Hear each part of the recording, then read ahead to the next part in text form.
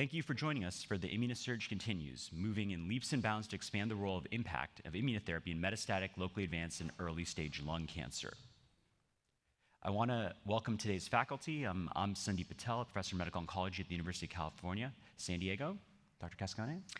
Good morning, everyone. I'm Tina Cascone, thoracic medical oncologist at University of Texas, MD Anderson.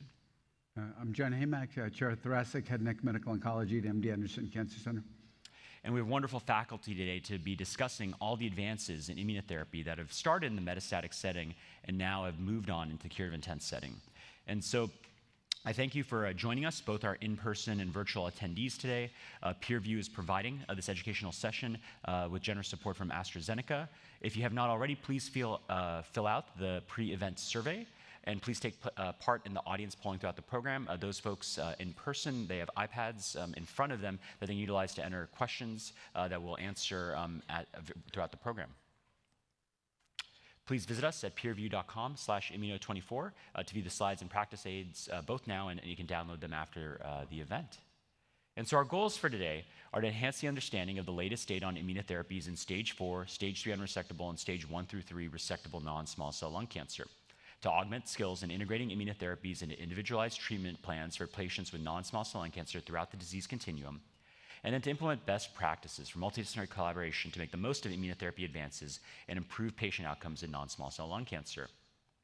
Let's start with immunotherapies in the metastatic setting, picking the winning card. And so since 2016, it's been a whirlwind of approvals for the benefit of our patients involving immunotherapy, biomarker-selected chemo-IO. And you notice a couple trends. One, the understanding that patients with EGFR and ALK are better served by targeted therapy, as well as the development of combinations, both in terms of addition of chemotherapy to immunotherapy, but also immunotherapy doublets, as we see here, with the advent of CTLA-4 blockade-based frontline regimens. And so let's start with a case to better understand our practice patterns. This is a patient, a 69-year-old gentleman, quit smoking 30 years ago and is found to have a 3.4 centimeter right middle lobe lung mass on a coronary calcium scan. PET-CT revealed a 3.4 centimeter mass with right hilar subcarinal adenopathy with PET avidity in the L1 spine, 12th rib, and left scapular metastases. MRI of the brain was negative for metastasis, ECOG 0, and really just has mild upper back pain. EBIS was performed based on this imaging and showed both poorly differentiated carcinoma with glandular and squamous features, patchy positive TTF1, negative napsin P40 with a KRAS G13D delta mutation and a PD-L1 score of 60%. Tina, what do you think when you look at this case? How would you handle this in your clinic? Yes, thank you, Sandeep. So this is a very common scenario that we encounter in our clinic. This is a gentleman with an excellent performance status and unfortunately a diagnosis of a metastatic lung cancer, specifically a poorly differentiated lung cancer with mixed glandular and squamous features. It's interesting to see the molecular profiling with a KRAS G13D, as well as a high PD-L1 tumor proportion score of 60%. Given the fact that this patient is not that symptomatic with mild back pain, and overall the tumor burden seems to be not particularly robust, I feel that this could be a case that we could handle with a first-line immunotherapy monotherapy. And if the tumor burden was higher, or if he had more symptoms, we could combine chemotherapy and immunotherapy.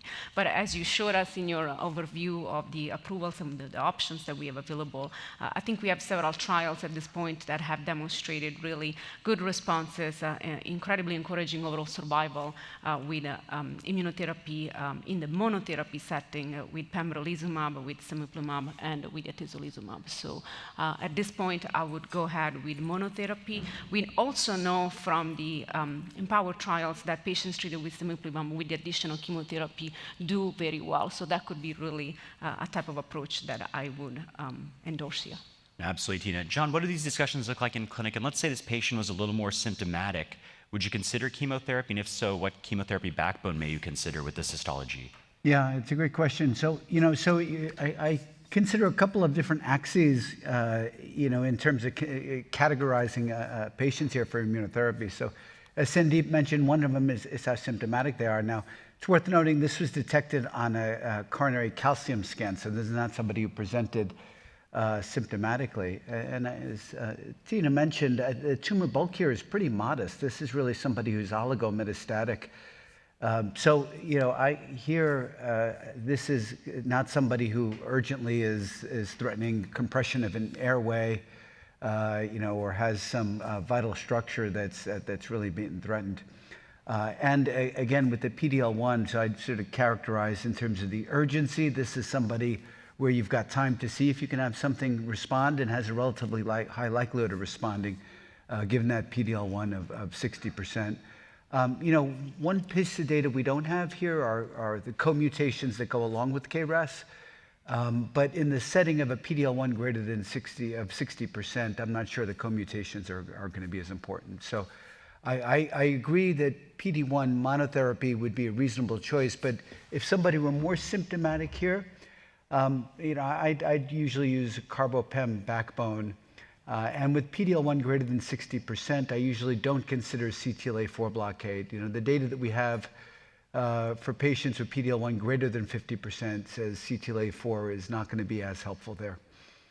No, great points, and an important reminder in thinking about not only single biomarkers, but the biomarkers as really a constellation and contextualized. And the PD-L1 is only informative in and of itself when we have the genomics simultaneously.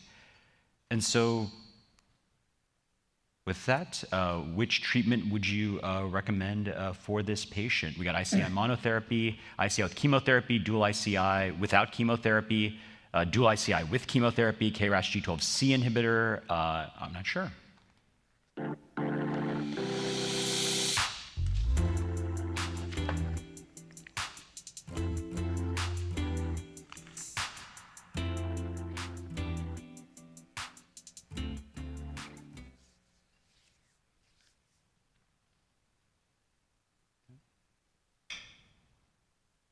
And now I'll show the results. And it looks like immune checkpoint blockade monotherapy was preferred. This is high PD-L1, no presence of co-mutations. And in chemo ICI was the second choice. So very similar to what our initial discussion is around.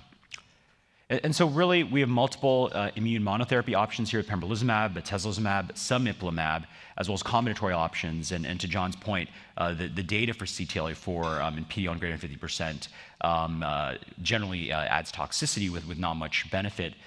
As we're looking at these options, what sways you to use one regimen over another? And what's the biomarker testing strategy at your institution? Maybe Tina, I can start with you on this one.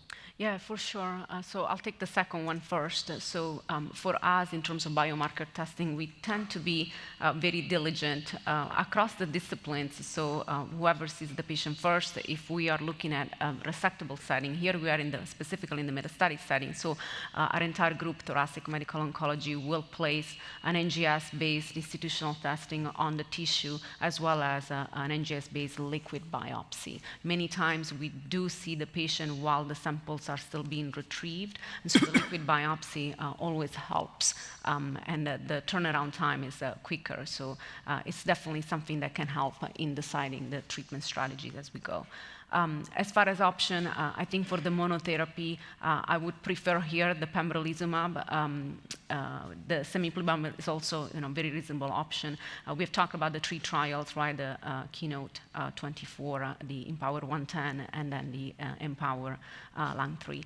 As far as the combinational options, if we need to get to that point, a backbone of a platinum-based chemotherapy, if there are squamous features, perhaps we would also consider, a taxane or a therapy that we know is effective in the squamous histology. And then, as John mentioned, for the non-squamous histology, we tend to use a pemetrexed combined with platinum.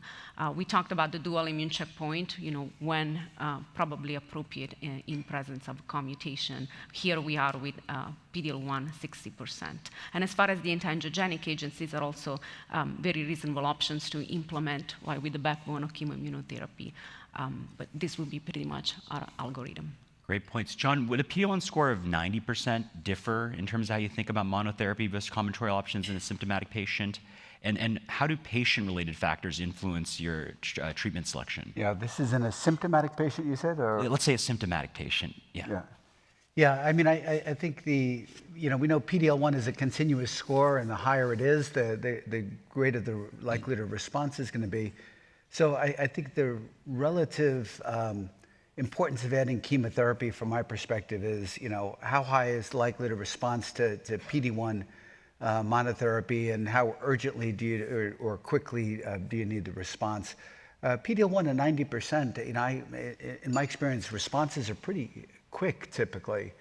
So I would still be okay with monotherapy, even for somebody who's mildly symptomatic. I mean, I would have the discussion with them, but again, responses can be pretty robust in that setting. If they're symptomatic, there's also one other discussion that isn't listed here. But for somebody who's oligometastatic like this, just had a rib met and had that primary mass and a little mediastinal adenopathy, is after you give initial induction therapy, do you consider consolidating with radiation as well? And it's a tricky one. We've done studies before immunotherapy suggesting that's beneficial. Certainly, if this were a stage 3, it's something we would do. And here, this is not. It's only a metastasis away from a single metastasis away from being a stage 3. On the other hand, we don't yet have the randomized data with immunotherapy that supports that. There's a cooperative group study, the LU002, that didn't go on to the second half of the study. The first part of it was negative. So I think the jury's out yet as to whether we should routinely give everybody consolidative radiation in this setting. It's I think, an important unanswered question. But right now, I'd be comfortable with PD-1 monotherapy. And I have equipoise with pembro, atezo, and cemiplimab. I think the data is reasonable for all three of them. Great points, and really shows how much the field has changed, right? Instead of debating which chemotherapeutic derived from which tree makes the most sense, we have a dozen options in the IO setting, probably close to 24 options in the targeted therapy setting, and many choices for how we can best help our patients. And so please, on your iPad, you can answer the follow-up question as we continue our discussion. But let's go on to our second case. This is a patient, a 57-year-old smoker, who presented to the ER with a 1-month history of progressive confusion. MRI showed a 3-centimeter frontal lobe metastasis, for which the patient had symptoms, the confusion, and went to neurosurgery. Pathology on that specimen showed adenocarcinoma, TTF positive, with a KRAS G12C mutation. STK11 KEAP1 co-mutations here were detected.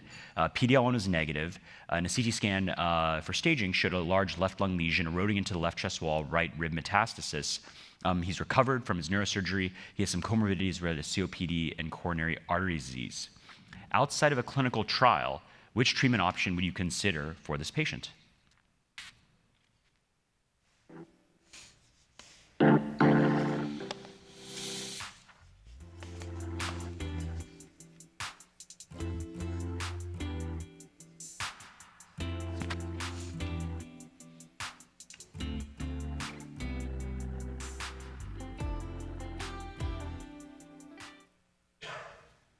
Great, let's see what folks selected.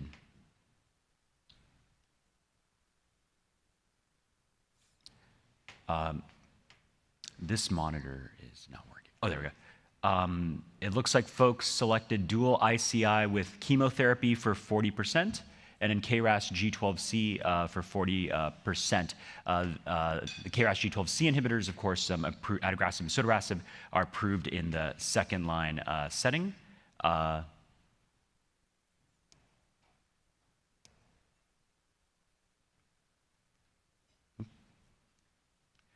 All right, and so this is a slightly different case. Patient with brain metastasis, has co-mutations. John, how do you think about this patient, PD-L1 negative? Yeah, so this is a different scenario for several reasons, and obviously we've got, I think, a very sophisticated audience here in terms of how they're approaching this. So first of all, it's a G12C mutation, and I think the answer that we give here today is likely to be different than the answer we give here probably about a year or two from now. I think we know there's a number of clinical studies for G12C inhibitors combined with immunotherapy or combined with chemoimmunotherapy. We're hoping those are going to be positive, so we may have different options a year or two from now in the first-line setting. But with the data that we have in our hand right now, G12C inhibitors are approved in the second-line setting, and the response rates, I think, justify that position. PD-L1 mutant patients, we know, get less benefit from chemotherapy and PD-1 inhibition.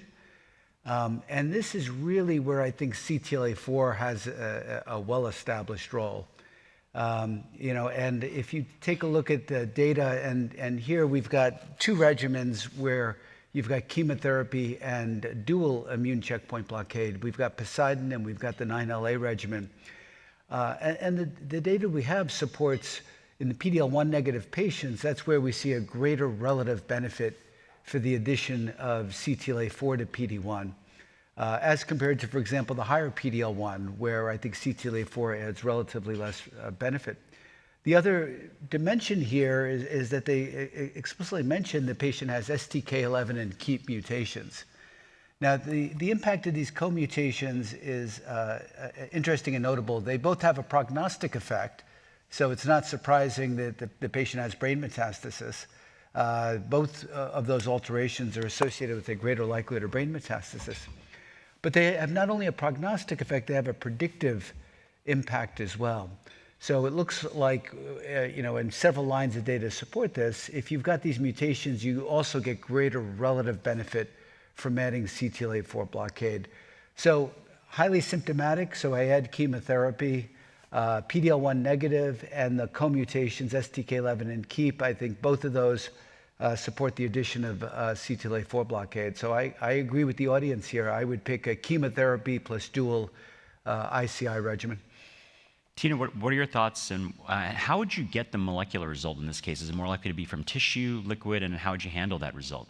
Yeah, we are fortunate enough here to have a resected brain metastasis, so that should be appropriate for comprehensive tissue-based molecular profiling, which is always the choice if we have the opportunity. But as I mentioned, as the molecular profiling on tissue is being performed, the liquid biopsy is something that always helps us to get the ball rolling. And I agree 100% with the dual ICI, so PD-1, CTLA-4 inhibition plus the chemotherapy. I think we're all excited to see that prospective trials are being launched, right, to specifically test this combination in patients with metastatic lung cancer, including those with PD-L1 negative disease.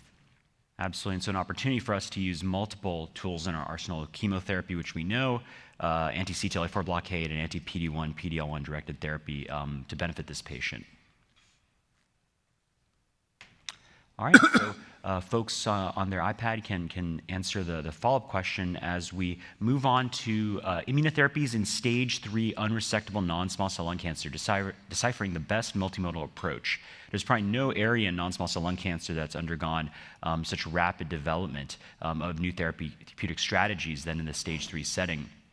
This is the AJCC 8 criteria. We'll actually be on to AJCC 9 soon, and some of the key features when we think about a patient are their tumor, the size of the primary, their nodal involvement, and an M metastasis. And so as the criteria evolve, thinking about single station versus multi-station is one of the areas in which we'll see some changes in staging.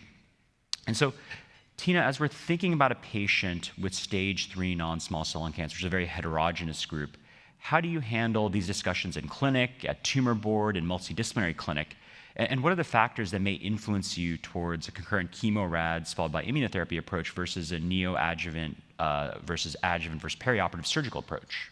Yes, absolutely. Well, I'm very glad to see here really the multidisciplinary patient assessment, planning and support on the slide, because those elements are really paramount in how we really manage these patients. So in the locally advanced unresectable setting, we would discuss the patient not only in the weekly tumor board, but also in what we call the multidisciplinary clinics. And those are extremely valuable because in the same day and in the same setting, the patient has the opportunity to see the specialties, the thoracic medical oncology, the surgeons, and the radiation oncologists.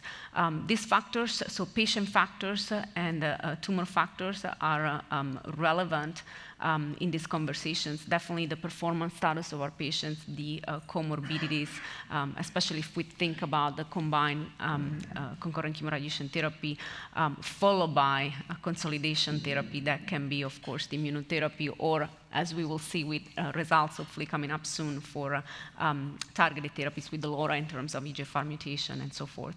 I think that those elements are absolutely indispensable for making our decisions. As far as the resectable versus not resectable, these are conversations that we have to have, of course, in the tumor board with our surgeons.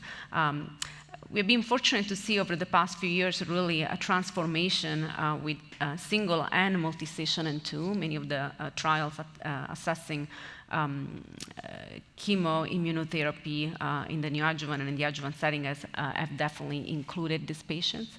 I think the molecular profiling is something that, as I was mentioning, is absolutely necessary as we decide how we continue treatment in the consolidation setting after concurrent chemoradiation. Great point, Tina. John, how do these discussions look like in your clinic, and what genes are you specifically looking for in this setting?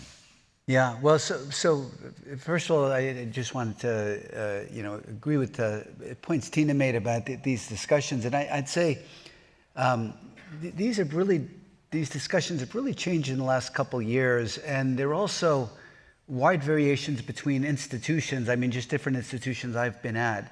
Particularly around this area of resectability. It'd be nice to say, well, we have unresectable and resectable disease, and I think when we, categorize it, we'll say, okay, this is a patient who's unresectable or resectable. The variations even among institutions, among highly skilled and highly specialized surgeons, is still really wide. I can mention I've been at institutions where they routinely gave chemoradiation first and then did surgeries afterwards. And then I've been in institutions where they say, bottom line, you never operate on somebody who has multi-station N2 disease. But on the other hand, when we look at our recent neoadjuvant and adjuvant studies, and we'll discuss some of these later, actually in those studies, half of patients had N2 disease, and a significant percentage of those that underwent resection had multi-station N2 disease. So I think that there's an important bullet here. There's two separate questions. Is something technically resectable, and is it a good idea to resect it? And those are really two separate discussions. And the latter question, is it a good idea, is something that's really shifting as we get immunotherapy in here. Now, to your question of what genes do we look at, I think here, from my perspective, a key one is, do they have a driver oncogene where we've got a TKI? And how you handle a TKI, I think, is really an open question. I mean, we're excited now that we've got the LoRa results that we're going to be seeing soon, and we've at least heard that they're positive, I think, as is widely anticipated. But how we handle locally advanced disease with driver oncogenes is going to be a wide open area. We're going to spend a lot of time settling. But at least if we know they don't have a driver oncogene, we can put them in this other bucket, that we handle as well. So those are our considerations. But it's this issue of resectability, especially around N2 diseases, it really is a moving target. Yeah. I mean, ask in San Diego, how do those discussions go, and what's the willingness of surgeons there to resect N2 disease? Yeah, and it varies, and a lot of it depends on patient factors as well. And so the longest discussions we'll have in our clinic are around stage 3 nowadays, and a tumor board as well. Single station versus multi-station. If they're referred from outside, do they have adequate mediastinal staging? Which is something we may have to repeat sometimes to have a better understanding. But basically, for a fit patient, the Nadim data, the CheckMate A16 data, across all these studies, 671, stage 3 patients seem to do the best with either neoadjuvant perioperative approaches. And so I think nodal station may not matter as much in the era of IO, but I think we'll continue to see those options. But they're these discussions used to be much simpler 5 years ago, but now we have a lot of complexity that belies the efficacy of these novel approaches. And so it's really a great discussion on what I think is probably the most active area in our clinics. And Sandeep, perhaps I please. can add one element that in our willingness to really provide the patients with all the possible options in a multidisciplinary approach, especially now that we have this plethora of agents really that have paved the way and have changed completely how we treat resectable and unresectable. I think we need to keep in mind that in addition to the anatomical and functional factors, the preferences of our patients are very important. So as John mentioned, discussing at length with our patients what that treatment strategy or their approach would that entail, their supporting system, their financial situation, that's something that we need to keep in mind in the multidisciplinary team as we streamline the final treatment option. So I just wanted to emphasize that. It's a great point, and making sure they meet everyone on the team, not only for their own clinic visits, but us in our discussions and understanding the type of surgical operation approach that may be appropriate. And so let's talk about probably the initial foray of immunotherapy into localized curative intent non-small cell lung cancer was the Pacific study. We're all aware folks with stage 3 unresectable non-small cell lung cancer got concurrent chemoradiation followed by a year of durvalumab versus placebo. And we see here now up to 5-year data and beyond, really, a sustained benefit, the order about 10%, up to 4 years, right, after the last dose of treatment. And many of us have patients that have undergone this treatment and continue to do well. When we look at the data from Pacific, a couple questions that pop up. One is around molecular testing. I think Laura may obviate the need for discussions around some of these EGFR subsets as we move forward. But one thing that came up was around PD-L1 expression. Now, in my clinic, I tend to use durvalumab independent because this is a post-hoc analysis. But curious, is PD-L1 something that informs your clinical practice? Maybe Tina, I could start with you on this one. I think, I echo what you just mentioned. With this data in mind, I still don't tend to use PD-L1 tumor proportion score as really an element to direct therapy in this setting. I would provide the patients with the durvalumab if there are no genomic aberrations for which a trial would be appropriate. But definitely this is something that we have to keep in mind. John, is that your approach as well? Yeah, I don't use it for the initial decision, except insofar as PD-L1 is sometimes a surrogate for a driver oncogene, and if a tumor is less than 1% and somebody's a non-smoker, for example, you wonder if there's a driver oncogene there. And that's really where I give it additional thought, because sometimes you have a question, is something really a stage 3 or there's a little nodule, you're not sure if it's a metastasis there, and finding a driver oncogene is what will often push me to a different direction in this setting. So I think I care more about the driver oncogenes than the PD-L1 per se. But I think the trend is, is pretty clear, even though it's a post-hoc analysis there, that those patients likely get less benefit. Absolutely, and not a lot of tissue to make the PD-L1 assessment on either.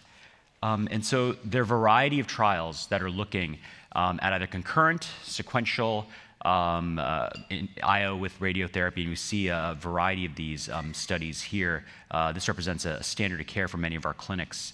Let's move on to discuss a different patient case. This is a 65-year-old female with left upper lobe adenocarcinoma found with a vascular and pericardial invasion on CT. She underwent a PET scan with PET avidity in these lesions, and the FNA showed poorly differentiated adenocarcinoma. EBIS was performed with a 4L and 7 positive lymph node for adenocarcinoma. 4R was negative. The biomarker profile was PD-L1 negative, KRAS G12C with an ATM mutation, TMB 9.5 mutations per megabase, and so T4 and 2. This is what the imaging looked like. And so for the audience, what treatment would you consider for this patient? Definitive chemoradiotherapy followed by consolidative durvalumab, the Pacific regimen, neoadjuvant chemotherapy followed by surgery, followed by adjuvant immune checkpoint blockade, or third, neoadjuvant immune checkpoint blockade with chemotherapy followed by surgery, or 4, not sure.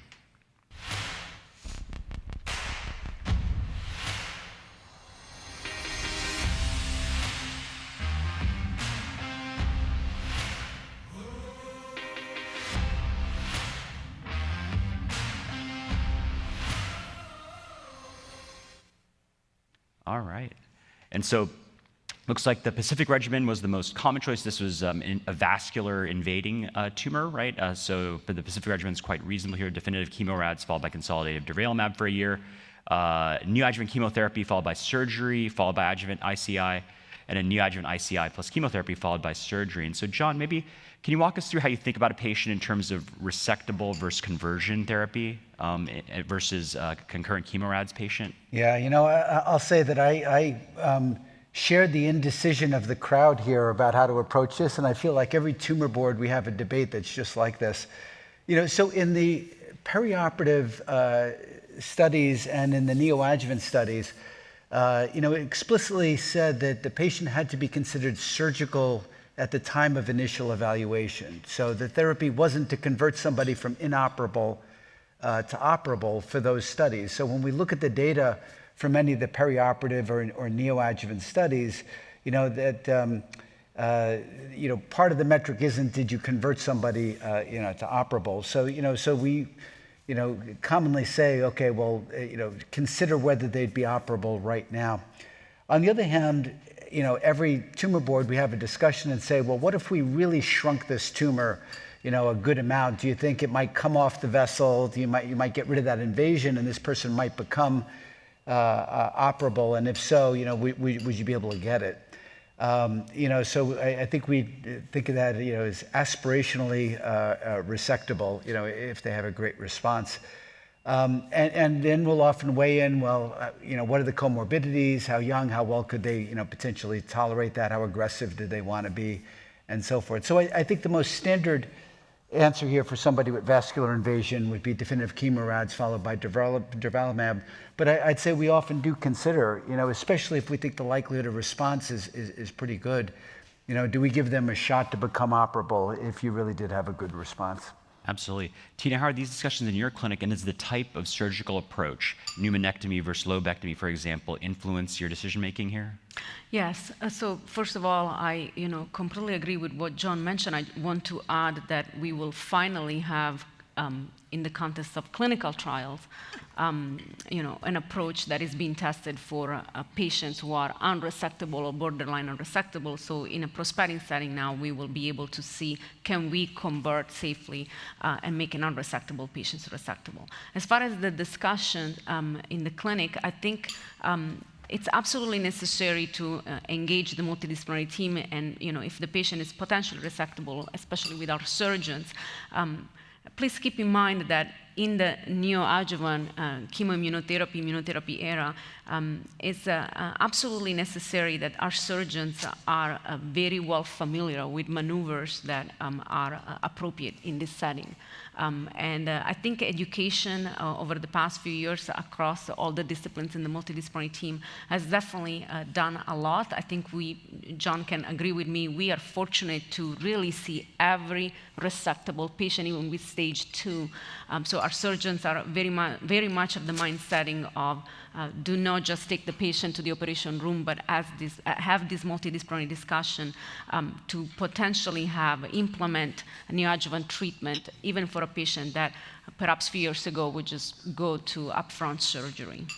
Absolutely, and great points. And so conversion therapy is still only in the context of clinical trials. The resectability is determined when you meet the patient. And so please answer the follow-up question on your iPad and virtually. And I think we alluded to this earlier. We saw the top-level press release around LAURA, the adjuvant osimertinib study following concurrent chemoradiation for unresectable stage 3 patients. And so I think many of us are really excited to see this data because the alternatives in terms of immunotherapy for this patient population have left much to be desired, and B, many of us have seen how effective osimertinib can be in the stage 3 postoperative setting, and so thinking about radiation there.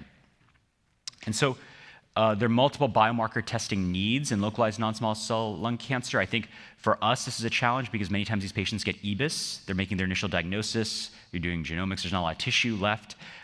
These are some of the mutations we're thinking about in terms of localized non-squamous non-small cell lung cancer.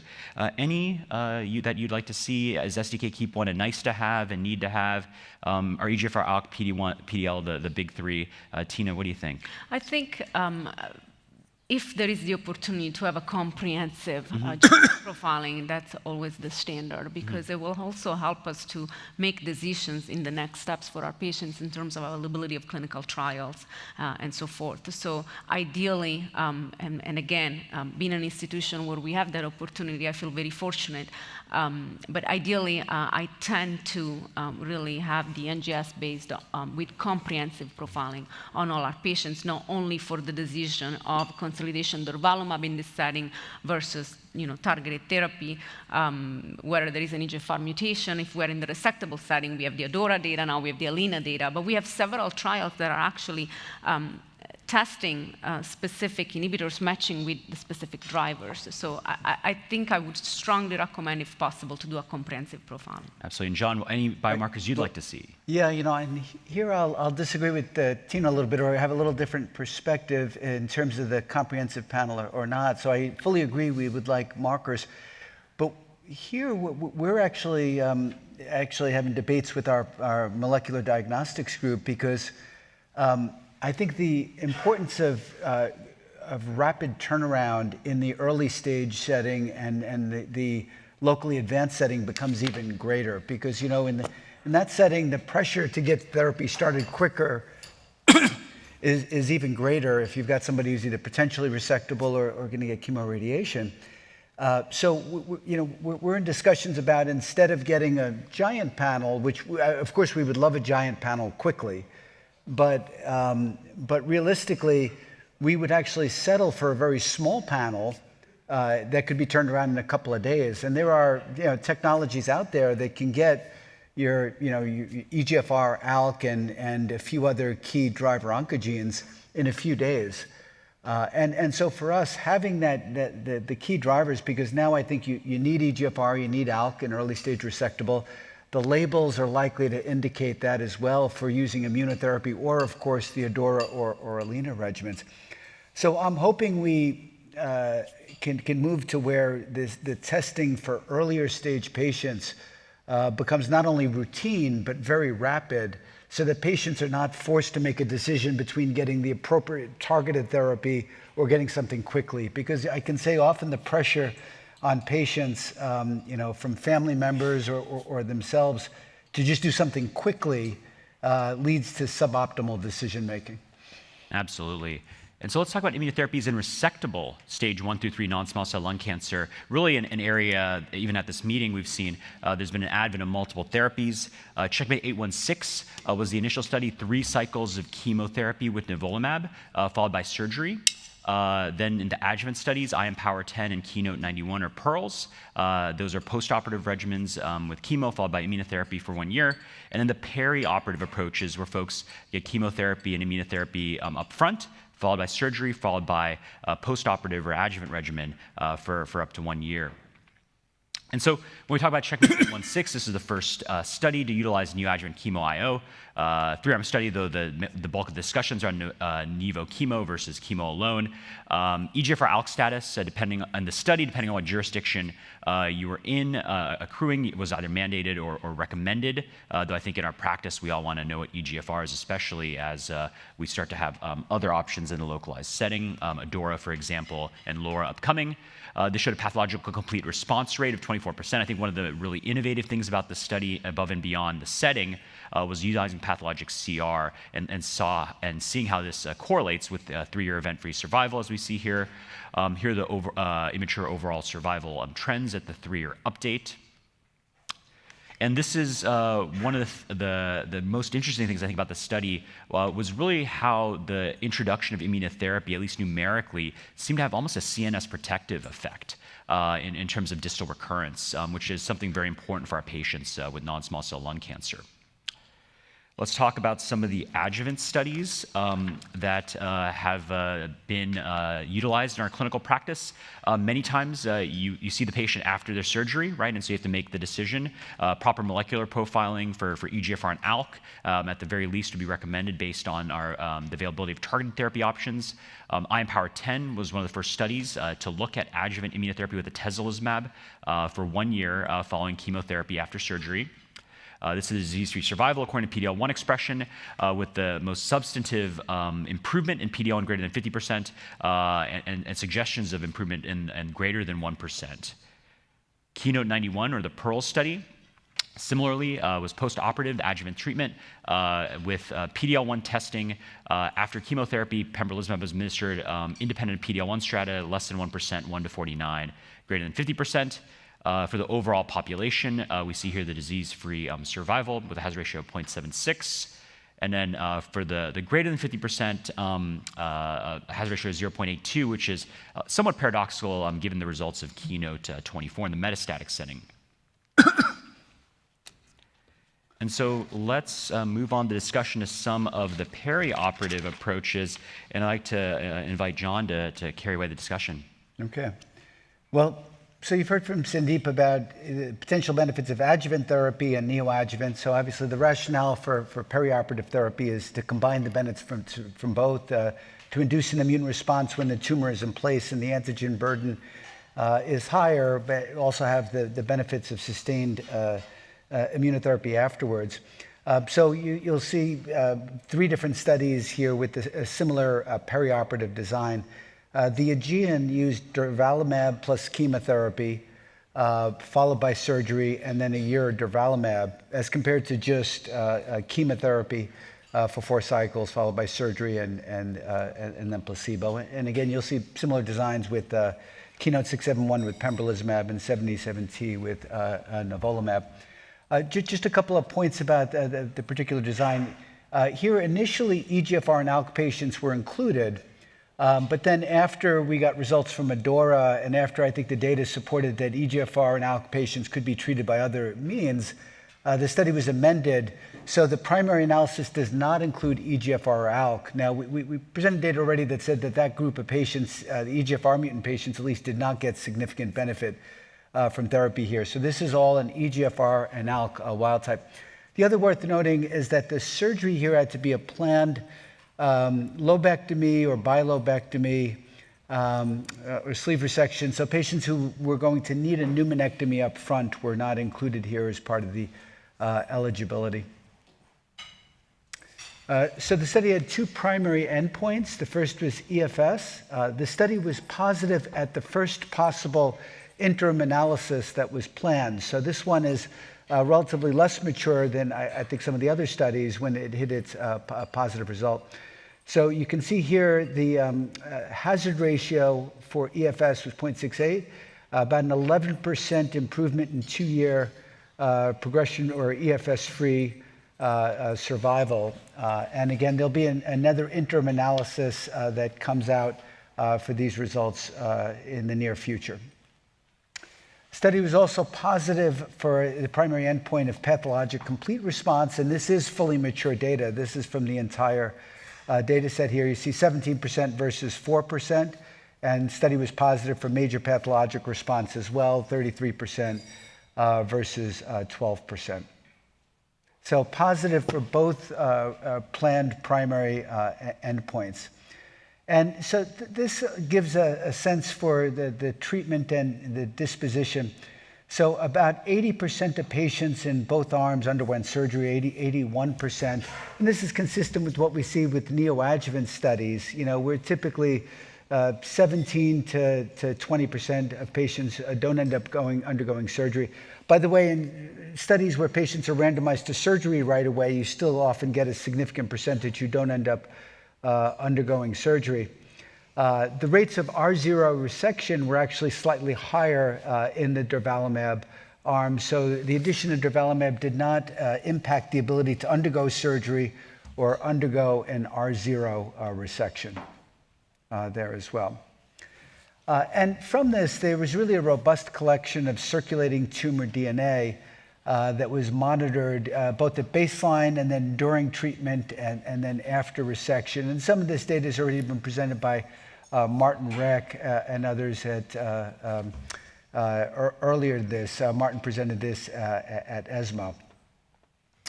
And so one of the really interesting findings, and I think it's consistent with what we expected might happen, is that ctDNA clearance is predictive of pathologic complete response and ultimately of benefit here. And it predicts it earlier than waiting for a surgical resection. So if you look here, this is looking at ctDNA clearance rate. So if this goes up, that means there's greater ctDNA clearance. And this is among patients who are positive at baseline. Now, it's worth noting, not everybody is positive from the very onset. And you can look here at patients who had a pathologic complete response, or the solid lines, and patients who did not have a pathologic complete response, they're the dashed lines. And you can see that there's immediately a separation in those curves by ctDNA. You can tell the group that had path-CR or non-path-CR. And by the end of cycle 2, by cycle 3, day 1, if you are destined to have a pathologic complete response, the likelihood of you having cleared your ctDNA was extremely high. If you are destined to not have a pathologic complete response, the likelihood that you've cleared your ctDNA is less than 40%. So this tells us ctDNA is clearly giving us an early readout of what we can expect at the time of surgical resection, and the same goes for a major pathologic response. So it really supports that ctDNA could be a useful marker here as well. All right, now this is the Keynote 671 study. This is a similar design as AEGEAN, except with pembrolizumab. Patients with EGFR and ALK were not excluded. If they had known EGFR and ALK, then they were, but only about 3% of patients had known EGFR ALK. So molecular profiling before was not mandated. And again, 4 cycles or up to 4 cycles of therapy with pembrolizumab and either cisplatin or carboplatin-based regimens, or gemcitabine for squamous. And then again, 1 year of pembrolizumab after surgery. So this study also hit its primary endpoint of EFS. You see here a hazard ratio of 0.59. And at that 2-year rate, you can see a similar 62% or so were EFS-free. And here an impressive 20% improvement in the EFS free rate at 2 years. So really making a significant improvement as compared to neoadjuvant chemotherapy alone in the likelihood of recurrent disease. Pathologic response, again, also increased, similar to what we saw before, 18% versus 4%. We're consistently seeing about a 4% complete pathologic response from chemotherapy across the different arms. That's reassuring. That tells us we're looking at relatively similar populations. And major pathologic response, 30% versus 11%. So again, positive for EFS, positive for complete pathologic response. Now, the study is immature in terms of overall survival, but at this interim analysis, or interim analysis number 2, you can see a positive hazard ratio of 0.72 with the one-sided p-value of 0.005. So certainly a strong p-value that is absolutely going in the right direction here, especially considering that the study is not mature for overall survival yet. So next for 77T, I'll turn this over to Tina.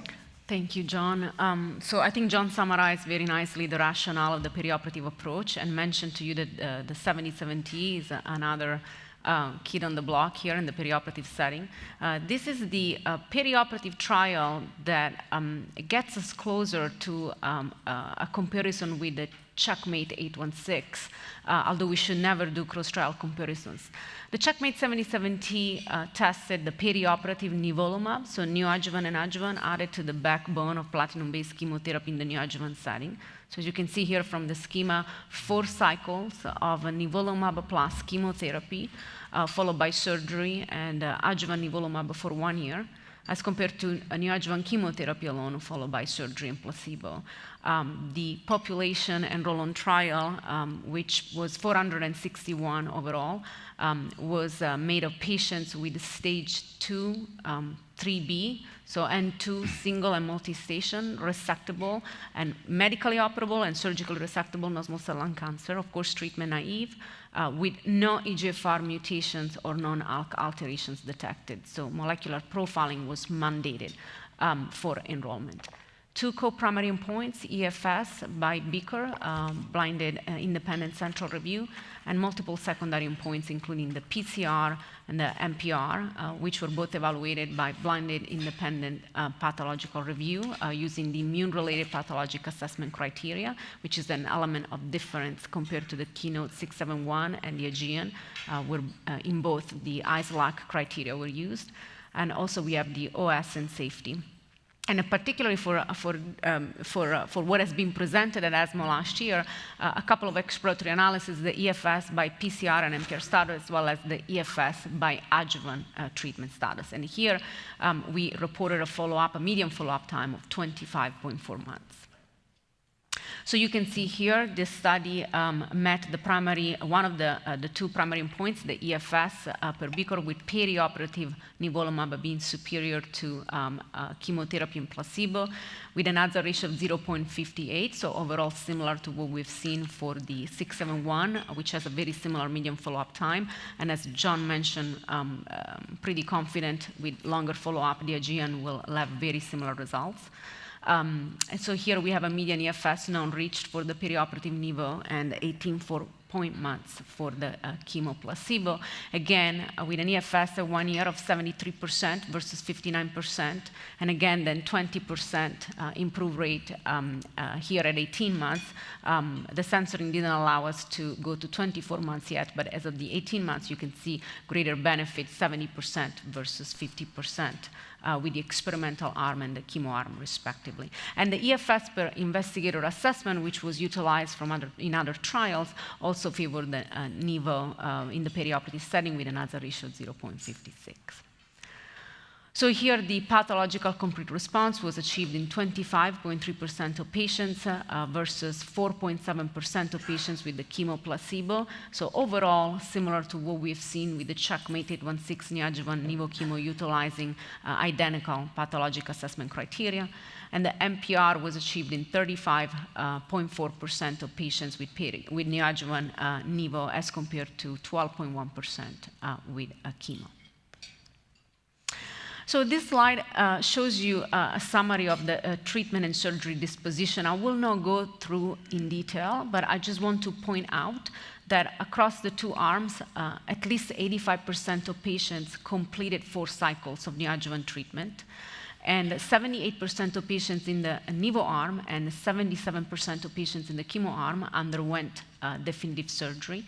And you can see from the boxes on each respective side that disease progression was the most common reason for cancellation of surgery in both arms, but there were more cancellations in the chemo arms as compared to the nivo arm. Approximately 60-65% of patients in both arms received adjuvant treatment, which is pretty much what we have seen in the other perioperative trials. And I want to point out that study drug toxicity was the most common reason for not receiving adjuvant nivo, whereas disease progression was the most common reason for not receiving adjuvant placebo. And 60% of these patients who started adjuvant treatments, overall 30-40% of the initial denominator completed adjuvant therapy. And again, study drug toxicity was the most common reason for not completing 1 year of nivolumab, whereas disease progression was the most common reason for not completing placebo. As far as the initial surgical outcomes, lobectomy was performed in approximately 70-80% of patients between the 2 arms, whereas pneumonectomy, which was allowed in this trial, as in the 671, was performed in 9% and 14% of patients in the perioperative nivo arm and the chemo arm, respectively. And an R0 resection was achieved pretty much in 90% of patients in both arms. Back Great. to Sandeep. And really a great overview of all the recent updates and data in the neoadjuvant and perioperative space. And so to round it off, a final case, this is a 55-year-old gentleman, former smoker, 50-pack year smoking history, FEV1 about 58%, DLCO 90%, ECOG 1, had an asymptomatic 6-centimeter suprahilar mass detected This is the PET imaging, so hot on PET. Brain MRI and PET otherwise clear. EBUS was performed, which had an 11R positive lymph node, and so the tumor was in the upper lobe adenocarcinoma. The stage is T3N1. Biomarker testing was performed here, a limited panel, negative for EGFR and ALK, and PD-L1 less than 1%. And so for the audience, what treatment would you recommend for this patient? 1, definitive concurrent chemoradiation plus or minus consolidated immune checkpoint blockade. 2, neoadjuvant chemotherapy plus or minus radiation followed by surgery. 3, neoadjuvant chemotherapy followed by surgery. 4, neoadjuvant chemotherapy plus immune checkpoint inhibitor followed by surgery. 5, neoadjuvant chemotherapy plus immune checkpoint blockade followed by surgery followed by adjuvant ICI, or the perioperative approaches. 6, surgery followed by adjuvant chemotherapy plus ICI, or 7, I'm not sure.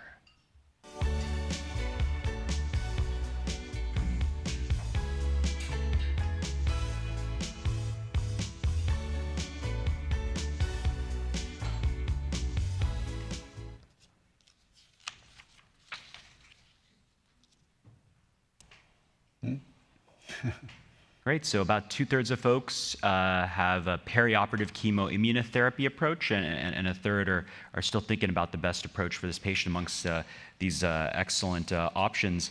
John, maybe I can start with you on this one. Which, as you look at this case, do you agree with what the audience thinks here, or would you have a different approach? Anything else you'd want to know? Yeah, no, I agree with the audience on this one. I think this patient clearly is at high risk, for recurrence. And even though the EBUS was negative, you saw that that 4R node was lighting up a bit with that suprahilar location. This is somebody who clearly has, high risk of further mediastinal spread and potentially distant disease. So this, I think, is somebody I would strongly urge neoadjuvant chemoimmunotherapy for, and then, depending on the results, I mean, I believe then giving adjuvant, it would likely be beneficial as well. Absolutely. Tina, how do you think about this case in your clinic? Yeah, so absolutely. This is someone who needs to be discussed, of course, at tumor board with our surgeons and our pathology colleagues and radiation oncology colleagues. And if deemed resectable, as I don't feel there was a reason for a lack of resectability, this is definitely a patient that, as John mentioned, will benefit from, at least to start, a neoadjuvant chemoimmune-based approach for 3 to 4 cycles. I think that we'll see coming up more data, right, in terms of any difference between 3 and 4 cycles. So sometimes it's difficult to put that 4th cycle in, and we're always concerned that we might preclude surgery. And the 816 with 3 cycles give us overall very comforting results. As far as the adjuvant phase, that's something that definitely I tend to discuss extensively with my patients, looking at several factors, how they tolerated the treatment in the neoadjuvant setting. Did they develop any treatment-related adverse events, specifically immune-related adverse events? We know that there is cumulative incidence if there is already an immune event that has happened. What are the social factors? So looking at potential medical and financial toxicities. And again, PCR as a variable is something that perhaps we should look at as more of a percent viable tumor. And so what's the range? We have seen from the Checkmate 816 interesting data just published a few weeks ago in Nature Medicine on how patients who have 0 to 5% residual viable tumor after 3 cycles of neoadjuvant chemo have an EFS at 2 years of 90%. And how that EFS drops really in alignment with the dropping of the percent viable tumor. But I agree with John. I would tend to continue immunotherapy if there are all these factors in place. Absolutely, I would concur. And so we can asynchronously, if you folks want to answer the follow-up question on their iPads related to this case.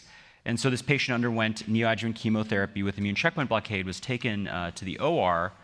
Following surgery, for which patients would you consider adjuvant, or post-operative in this case, immunotherapy? This patient already received neoadjuvant chemo-IO. 1, patients with past CR. 2, patients with residual viable tumor in the resected specimen. 3, both. 4, neither. 5, I'm not sure.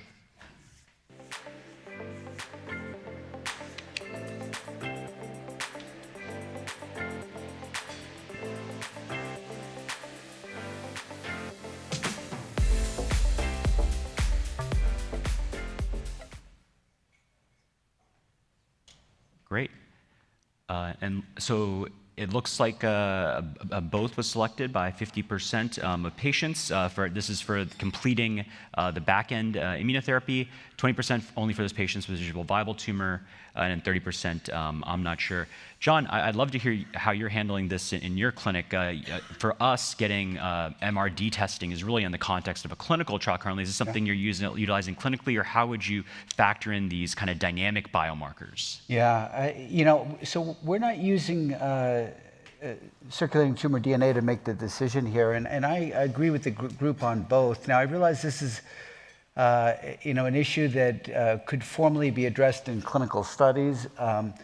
But from my perspective, the notion of de-intensifying is less important than the notion of curing more people. So if you take the pathologic complete response rate group, we know they do much better overall.